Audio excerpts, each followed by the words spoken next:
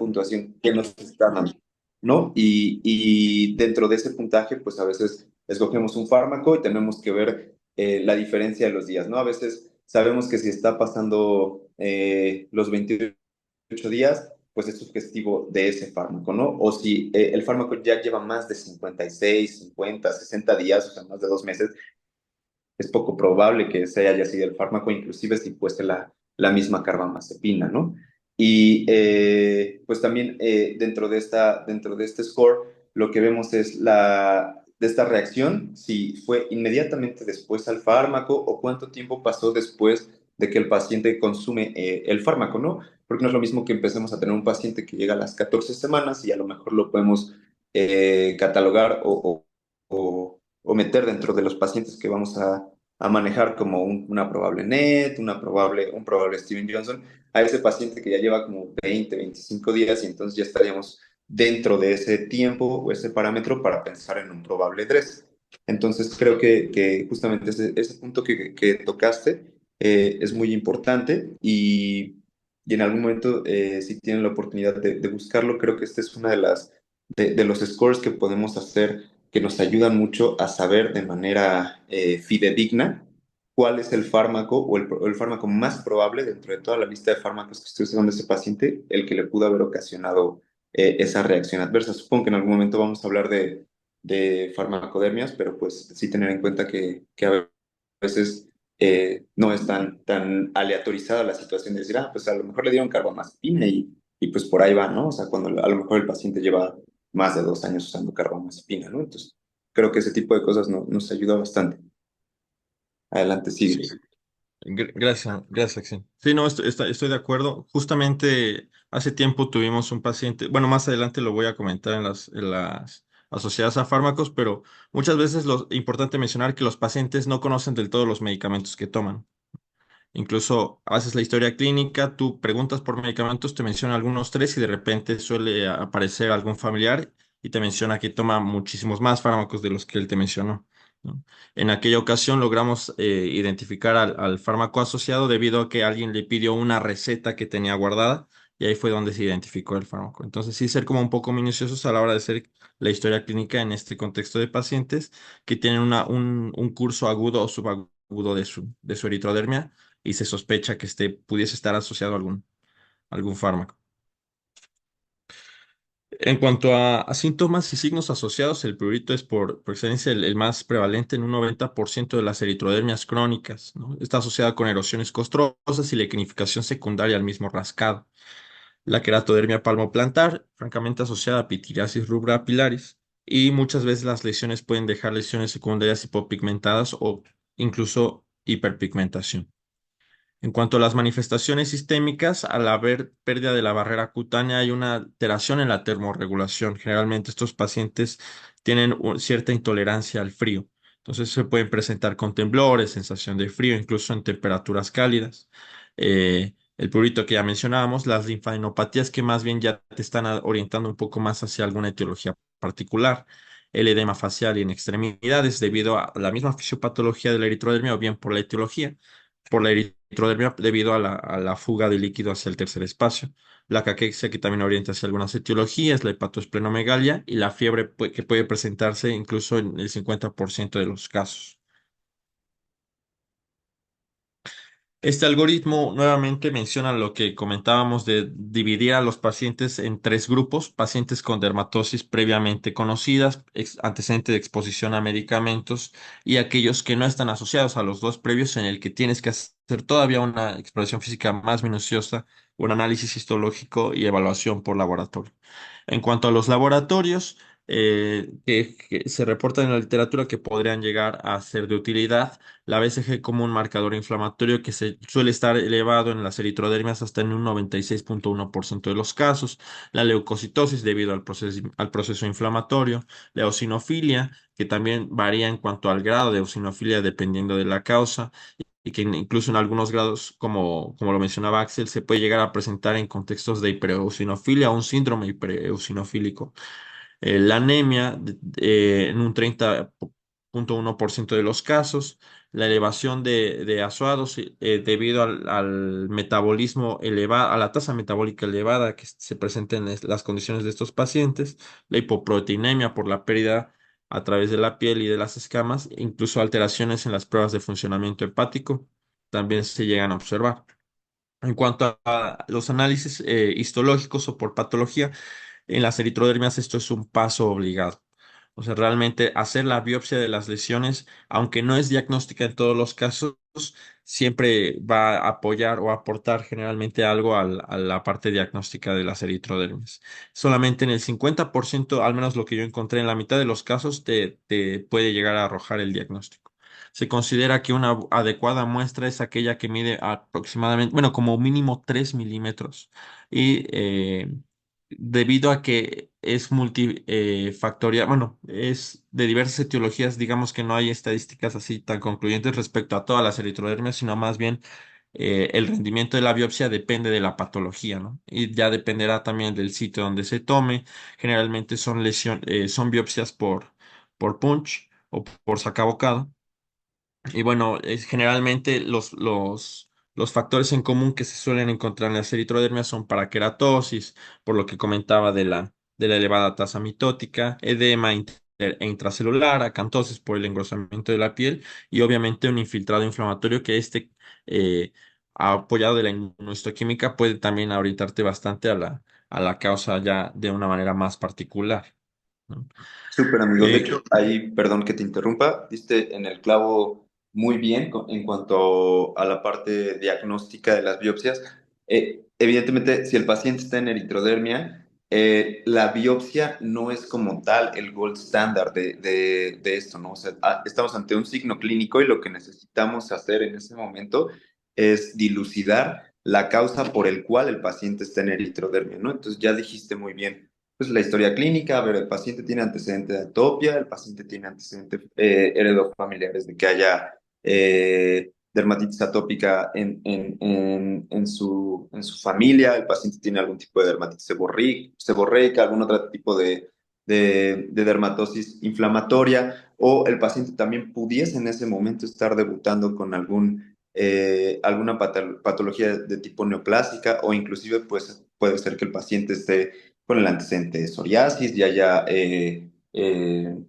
tenido que cortar su tratamiento con corticosteroides o haya tenido ahí algún proceso iatrogénico con el uso de estos y esto sea la parte que esté desembocando la eritrodermia. Entonces, no vamos a ver como tal más que lo que tú mencionas, ¿no? Esa paraqueratosis, pues obviamente hay un aumento de las escamas y aunque vayamos y revisemos la biopsia, pues es lo que vamos a ver, es el signo clínico de la eritrodermia. Ahí nosotros lo que tenemos que hacer es sospechar cuál es la causa, ¿no? Ya una vez que tratamos de dilucidar por todas las partes qué estamos haciendo, o sea, estamos abordando la parte hematológica, estamos abordando la parte oncológica, estamos abordando inclusive la parte infecciosa, entonces toda la serie de laboratorios y paraclínicos que tenemos que manejar con el paciente, porque es un manejo extenso y posiblemente no lleguemos a la causa, ¿no?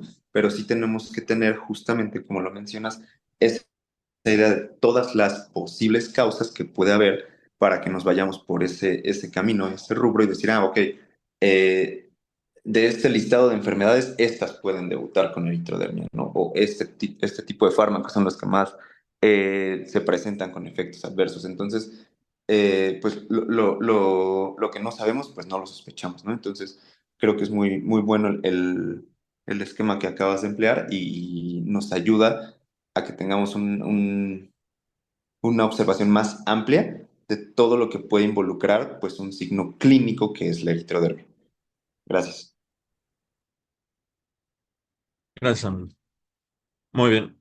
Como lo podemos ver en el esquema, al final el ir continuando con el algoritmo nos puede llevar a ciertos diagnósticos probables que todavía deberían continuarse en estudio y confirmar la etiología. Justamente son los cuadritos hasta abajo en naranja, son los temas que vamos a tocar un poquito más específicamente a continuación en la presentación. Como mencionamos, la psoriasis es de las eritrodermias la causa, bueno, la causa etiológica más frecuente, ¿no? La psoriasis es un trastorno crónico con predisposición poligénica y factores ambientales, que pueden ser desencadenantes como infecciones bacterianas, traumatismos, fármacos. Se sabe que en la psoriasis en general las lesiones típicas pues son pápulas descamativas, crónicas y recidivantes y placas. Y en algunas ocasiones también se pueden presentar como pústulas.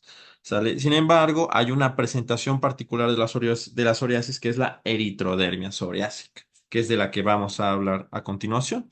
Se presenta como placas con queratodermia palmoplantar. Hay cambios en las uñas. Ahorita me muestro unas fotos más adelante. Es característica la unicólisis. Además, importante mencionar que generalmente aquellos pacientes en los que encontramos lesiones a nivel ungueal también suelen estar cursando con un proceso de artritis psoriásica. La afección de cuero cabelludo, que es característica respetando la zona de la cara y también mencionando que pese a que afecta el cuero cabelludo, no condiciona caída del cabello. Es la causa más común. Generalmente la presentación de la eritrodermia se presenta una vez que ya lleva una larga duración de la psoriasis, difícil que llegue a debutar con esta forma clínica y es por eso que justo esta eritrodermia la englobamos en el grupo de las dermatosis preexistentes, ¿no? Eh, en este caso, generalmente suele estar asociada a la suspensión del tratamiento. Generalmente son pacientes que ya vienen con uso de corticosteroides o fármacos como metotrexato, ciclosporina.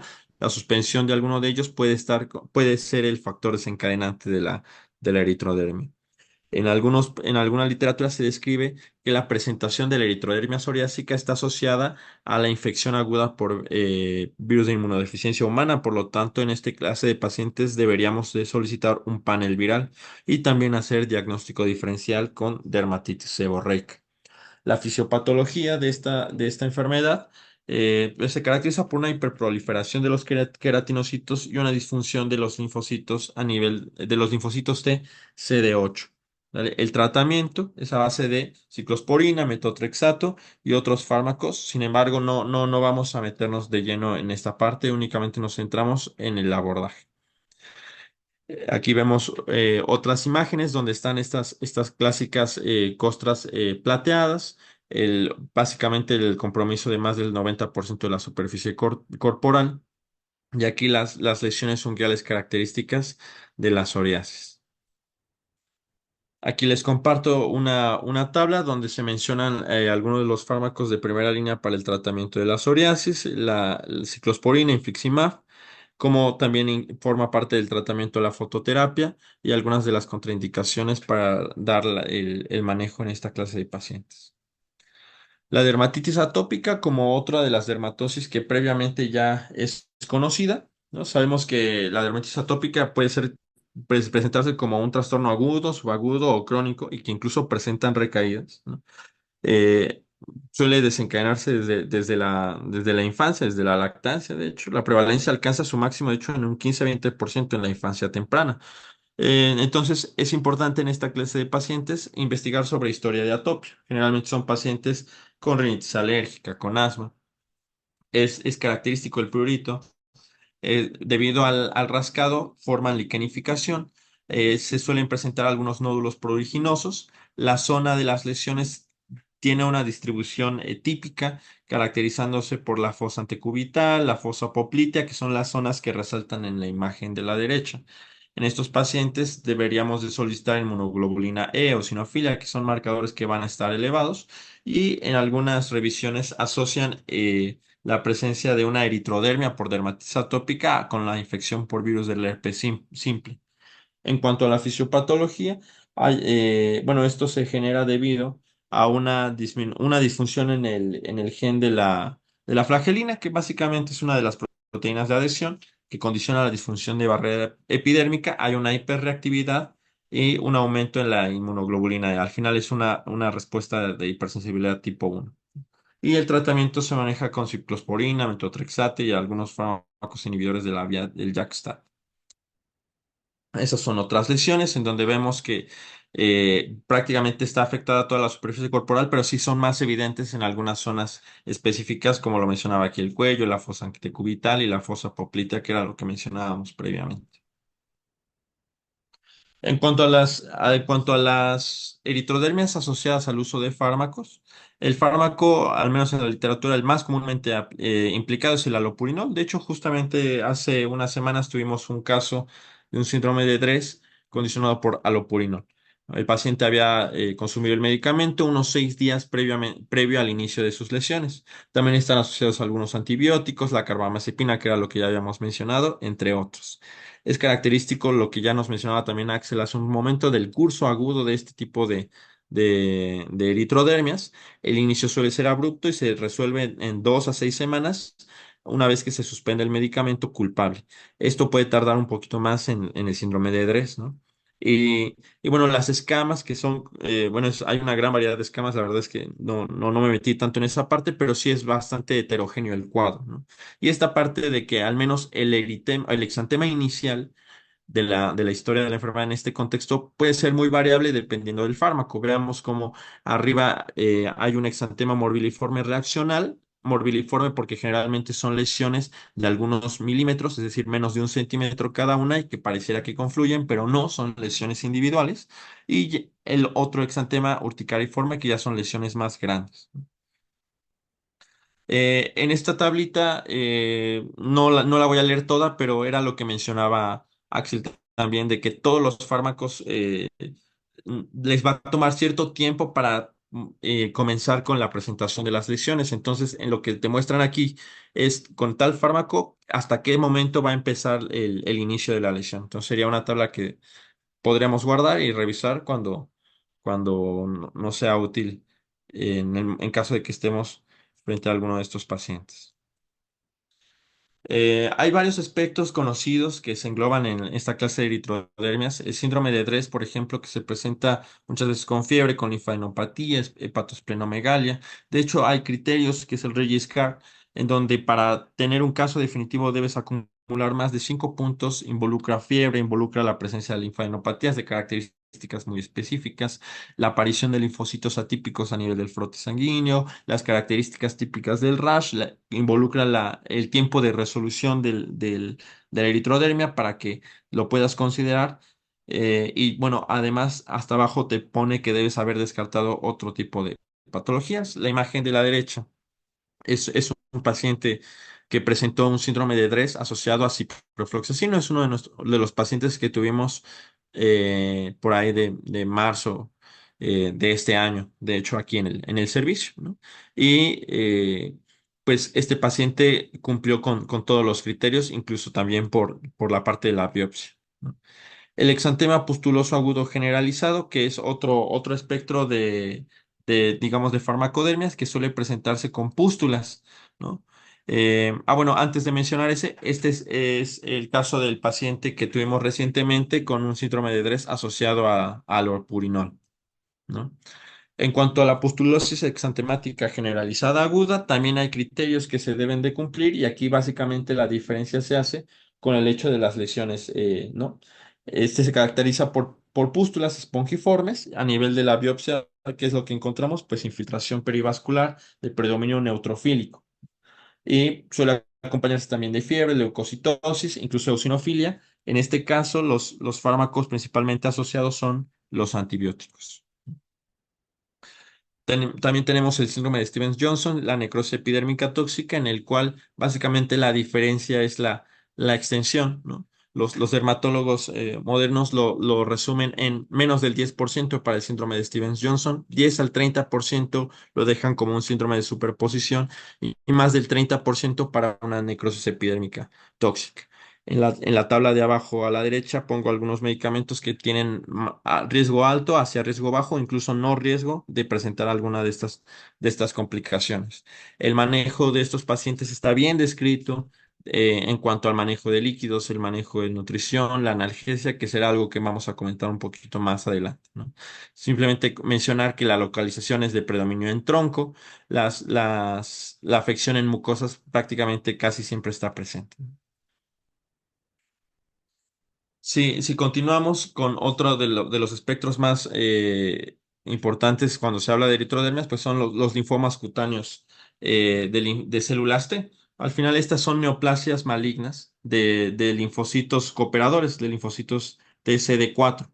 ¿no? Algunos están asociadas por la infección de del virus linfotrópico humano de linfocitos T tipo 1.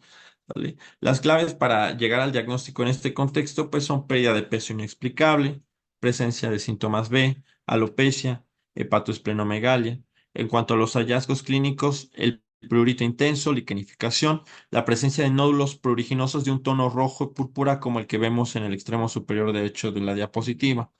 eh, Melanoeritrodermia, que esto se caracteriza por cambios pigmentarios. Vemos como en en la imagen del centro hay zonas con distintos tonos de piel, ¿no? La facies leonina que vemos en la imagen de la derecha hacia abajo. Keratodermia palmoplantar fisurada, la presencia de linfadenopatías, alopecia, hipertrofia en uñas y electropión, ¿no? Hay algunas modalidades que son características o que entran en el espectro de los linfomas cutáneos de linfocitos, ¿no? Como es la micosis fungoide. En este caso, es el linfoma cutáneo más frecuente, hay que mencionarlo tal cual, pero no digamos que la presentación de la micosis fungoide como una eritrodermia no es algo común, ¿no? Este tipo de linfoma tiene una evolución, se clasifica por etapa de parches, por etapa de placa o de tumor, y pues está asociada a una proliferación clonal de linfocitos T que residen en la piel, o sea, son los linfocitos T cutáneos, por así decirlo, ¿no? Aparece en la edad adulta, mediana, tardía y es de predominio en varones en una proporción de 2 a 1. En el examen histopatológico generalmente se encuentran linfocitos T con núcleos hipercontorneados, pero lo que es importante aquí es que la presentación como eritrodermia realmente no es muy frecuente, ¿no? No así siendo el síndrome de Sézary, en el que sí es frecuente esta presentación, aunque el síndrome de Sézary no es del todo frecuente, ¿no? Es una variante del linfoma cutáneo.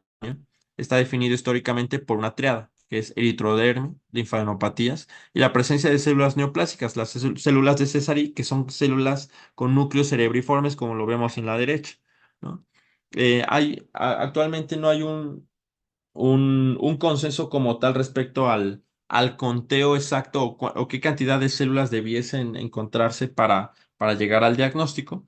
Sin embargo, en el grupo de estudio del linfoma cutáneo agregó un criterio más, llevando a la cuantificación de células TCD4 y se tiene que hacer o tenemos que encontrar un incremento en la relación de CD4 CD8 mayor a 10 para considerarla como uno de los criterios diagnósticos. Otras etiologías infecciosas, VIH, sarna, el síndrome de piel escaldada, que se conoce por Staphylococcus aureus. Hay otras neoplasias hematológicas, los linfomas, leucemias, algunas neoplasias de órgano sólido, autoinmunes como la dermatomiositis, y muchas veces lo que mencionamos en un 20 a 30%, esto queda como como una eritroderma idiopática al no lograr determinar la causa específica, habiéndose descartado ya otras etiologías, ¿no?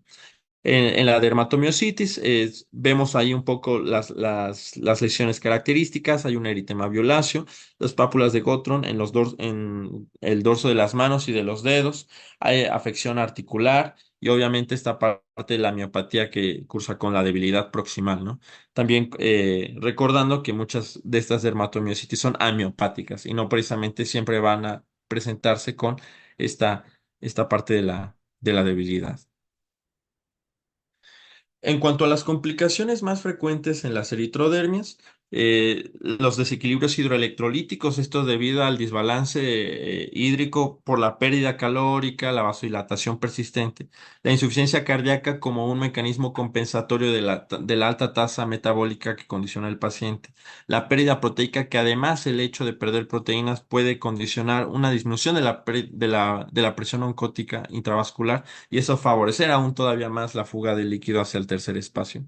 Infecciones y con las infecciones puede llevar esto incluso a sepsis, aumentando incluso todavía más la mortalidad de las eritrodermias que habíamos mencionado. Algunos mencionan hasta en un 65%. Y bueno, en cuanto al manejo, el manejo de la eritrodermia tal cual, y no es hablando específicamente de de las etiologías, pues consiste en dar tratamiento de soporte, considerando dar confort al paciente en cuanto al prurito con antihistamínicos con un efecto sedante, que son antihistamínicos de primera generación, como la hidroxicina.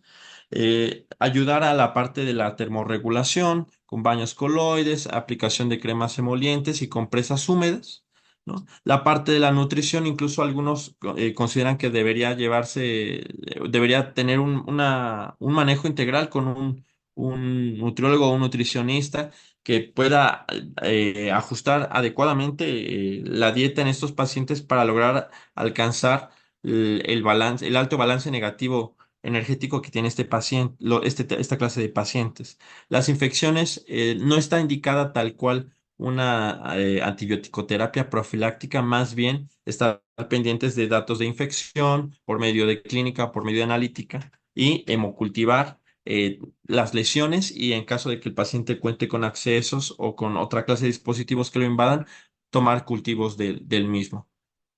En cuanto a la parte de la hidratación, aquí son como un poquito específicos, me parece a mí, con menciona ahí un bolo de 500 mililitros de solución salina, pero más bien es darle el manejo dirigido al paciente, determinando si el paciente está hipovolémico, euvolémico, o incluso pudiese estar cursando con hipervolemia, porque ya habíamos mencionado que muchos de los pacientes pueden llegar incluso a cursar con insuficiencia cardíaca de alto gasto, ¿no? En algunas patologías está mejor descrito el manejo con los líquidos, como en el Stevens Johnson, donde te mencionan que el aporte de líquidos al menos en las primeras 24 horas debería darse con 2 mililitros kilogramo hora para alcanzar una tasa de uresis meta. Eh, ahí ya son como pautas un poquito más específicas. Otro punto relevante, descontinuar los medicamentos que no sean necesarios al 100% para el paciente para evitar confusiones a la hora de realizar el abordaje y una vez que se tenga sospecha de alguna de las etiologías, tratar de confirmarlo y entonces ya dar la terapéutica dirigida. Una parte importante que a mí me pareció aquí, que debíamos de tocar aquí, es el hecho de que muchos de estos pacientes se van a manejar con esteroides. Y los esteroides hemos visto que en nuestros pacientes condicionan, como ya se sabe, pues descontrol glicémico, ¿no? Actualmente hay guías que te proponen algunos esquemas sobre cómo utilizar o qué clase de insulinas utilizar de acuerdo al tipo de esteroide, a la vida media del mismo y ayudar a mantener el control de la glucosa, ya que en esta clase de pacientes, descontrol glicémico tanto hacia hiper como hipoglicemia favorecen la aparición de infecciones secundarias, ¿no? Como complicaciones, ¿no? Y pues de mi parte, al menos hasta aquí sería todo. No sé si Alex quieras comentar algo o alguien más. Gracias.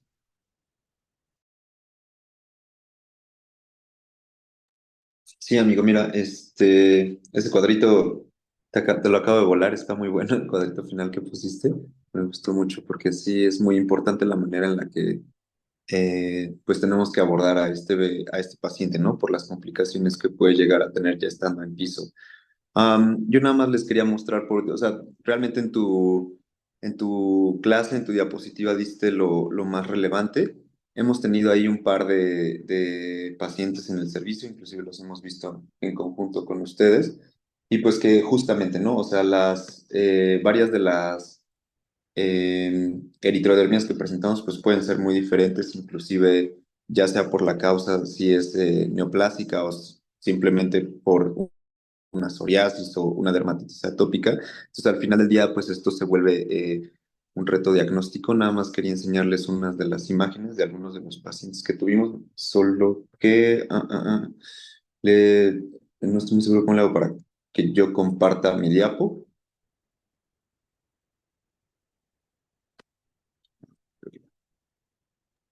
A ver, ya dejé de compartir Sí, yo. ¿Le quieres dar compartir tú? sí, sí, sí. Ahí está, creo que ya.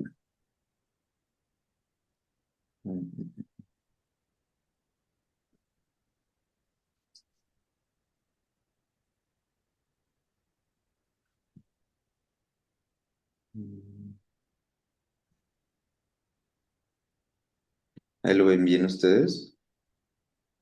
Sí, sí se ve bien. Ok. Pues básicamente lo que dijiste, pues perfecto, ¿no? O sea, ya diste el significado de lo que es la eritrodermia y pues para que quede la parte interesante, pues la identificación de esa patología es uno de los retos más complejos que tenemos actualmente en dermatología. Sabemos que es una patología rara. Los artículos nos mencionan inclusive 1 por cada 100.000 pacientes en la población adulta, pero al ser nuestro centro médico, pues una entidad de referencia, hemos llegado a ver varios, ¿no? Entonces, como bien lo mencionaste, nosotros inclusive en algún momento podemos pensar en algún tipo de etiología de tipo ampollosa, un H, una sarna de tipo Noruega, dependiendo de la situación inmune de nuestro paciente. Vemos que dependiendo de la etiología, este paciente pues era con un antecedente de un pénfigo paraneoplásico, y esta dermatosis pues es una dermatosis exfoliativa completamente generalizada que abarca más del 90% de la superficie corporal. Aquí tenemos otro caso también tomado en la literatura, que es por una pityriasis rubra pilaris, y pues las complicaciones, inclusive pues este ectropión que también nos mencionaste, y eso también es parte del abordaje holístico que debemos realizar con estos tipos de pacientes, ¿no? Y bueno, realmente lo que es la zona de la fisiopatología, creo que la abarcaste completamente bien. Eso ustedes lo manejan sin duda alguna excelente. El diagnóstico, pues tenemos esta situación completamente clínica. Es evidente cuando vemos un paciente con eritrodermia, no se nos olvida, o sea, completamente se ve rojo completamente el paciente, y nuestros diferenciales, ya como los mencionabas, pues también llegamos a pensar en algún momento en estas entidades de tipo ampollosas, ¿no? Algún pérfido paraneoplásico. En el servicio alguna vez tuvimos un síndrome hipereosinofílico que debutó con un linfoma cutáneo de células T no clasificables, y pues justamente es lo padre de este tipo de entidades, que lo hacen un reto diagnóstico.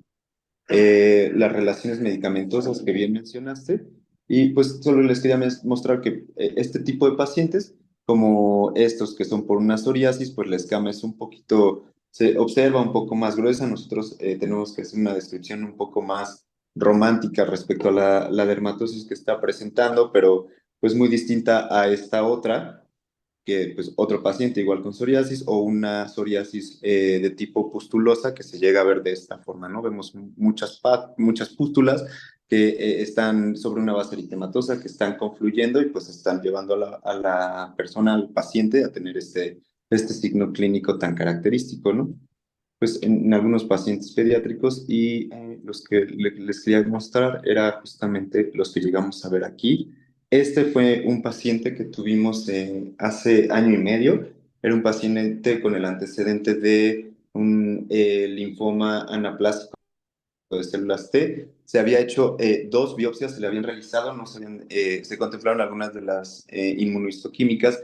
Llega el paciente al 20 de noviembre, debuta con eritrodermia, pero presenta este tipo de islas, por así decirlo, que respetan la piel, que tiene piel sana, como la imagen que tenemos del lado derecho. Toda la piel estaba completamente roja, la escama era muy fina. Teníamos el antecedente del linfoma cutáneo de células T-ANK negativo. Se vuelve a realizar la biopsia, y en esta ocasión la inmunohistoquímica que pedimos pues ya no nos dio para la ANK, y tuvimos cierto tipo de epidermotropismo, que es cuando ya presentamos los linfocitos que están en la parte de hasta arriba de la epidermis, y con la inmunohistoquímica que en su momento corrió la hematopatóloga, nos dio el diagnóstico de un linfoma cutáneo citotóxico epidermotrópico agresivo CD8 positivo, que es uno de los linfomas muy raros dentro de la clasificación de los linfomas cutáneos. Llegamos a tener otra paciente que acudió igual con una eritrodermia. Pues en esta ocasión tuvimos el tipo de escamas que podemos ver en las palmas y plantas, pues es súper gruesa, y en la cara pues hasta tiene como esta característica pues bilateral y simétrica, ¿no? Y las láminas son muy finas en la cara, no obstante pues en la parte de las palmas y plantas se presenta un poco más gruesa. Esta paciente fue justamente una situación del reto diagnóstico, de dilucidar la causa. Ella no tenía antecedentes de atopia. Se realizó una biopsia. La biopsia presentaba de manera, en la descripción microscópica, presentaba datos que nos orientaban a un linfoma cutáneo de células T.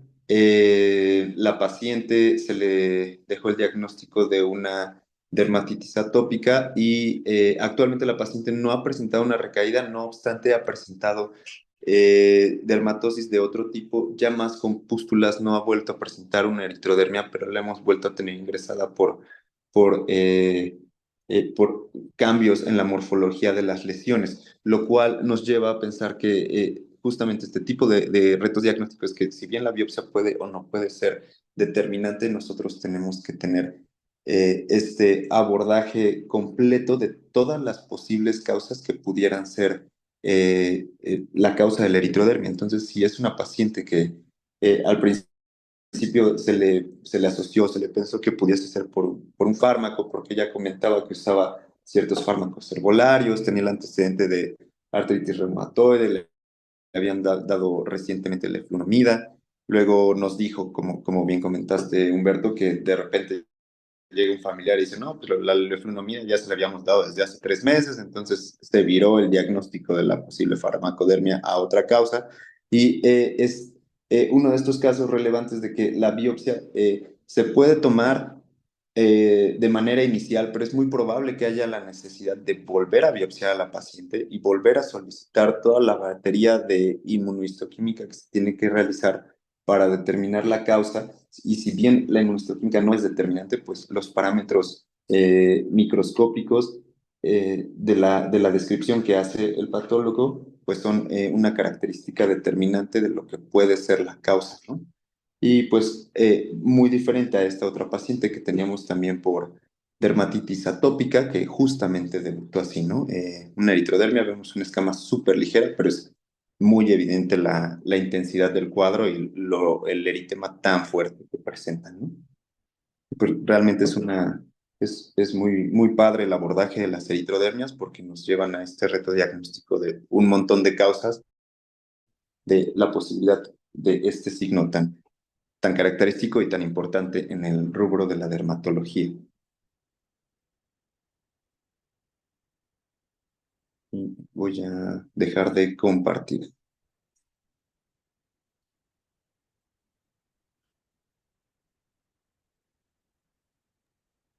Y, pues muy bien, De- amigo, me gustó mucho tu clase, estuvo muy padre y excelente. Te volé ese cuadrito al final. De hecho, creo que vamos a tener un ingreso el día de hoy por una eritrodermia nosotros. Entonces ahí vamos a ver eh, si nos vemos te, en estos te, días.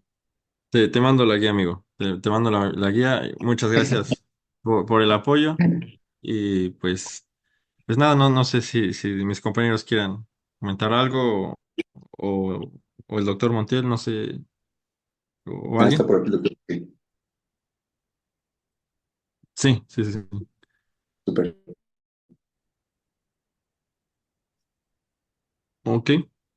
Pues creo que sería todo entonces, amigo. Pues nuevamente muchas gracias por apoyarnos con este tema y pues nos estaríamos viendo en la siguiente clase.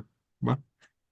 Claro, amigo. Y bueno, si a los que tengan alguno de los próximos temas en Derma, me pueden mandar un mensajito y checamos cómo podemos afinar las diapositivas o si necesitan algún tipo de bibliografía o alguna foto, como ahorita lo hizo Humberto, pues con mucho gusto, ya saben, estoy atento a todo. Va que va. Pues Sale, cuídate amigo. mucho, amigo. Nos estamos viendo. Gracias. Bueno, cuídense. Muchas gracias.